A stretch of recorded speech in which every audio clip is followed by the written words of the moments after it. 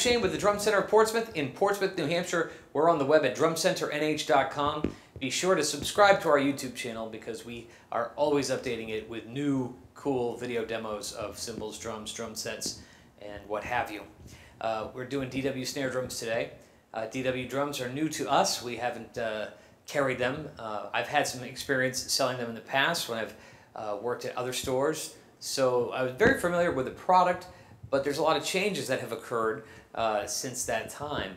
And so it's been nice to reacclimate myself with this program of snare drums.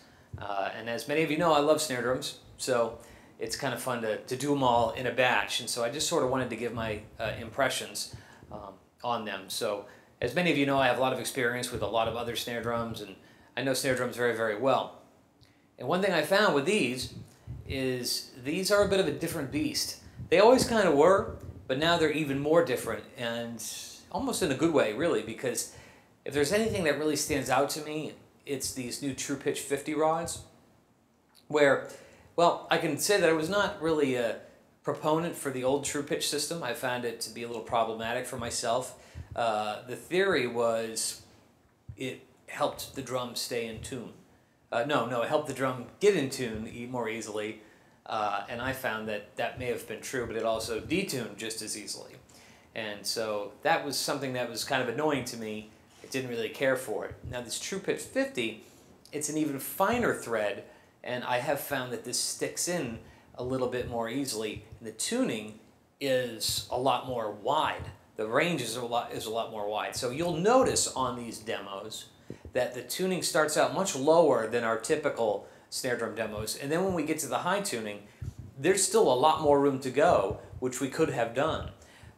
So that's kind of a cool thing for me because I want a drum that's going to be very diverse. I want a drum that can go low and high and sit well in every tuning.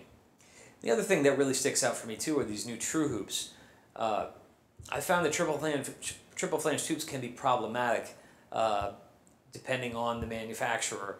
And DW really remedied this with these True Hoops because they really sit flat and flush on the head, and they also feel very good.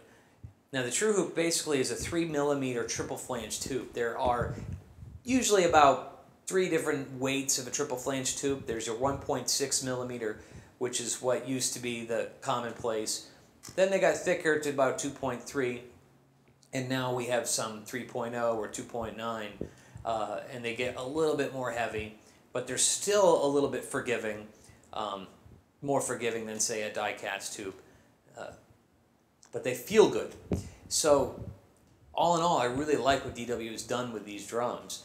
I hope you do too.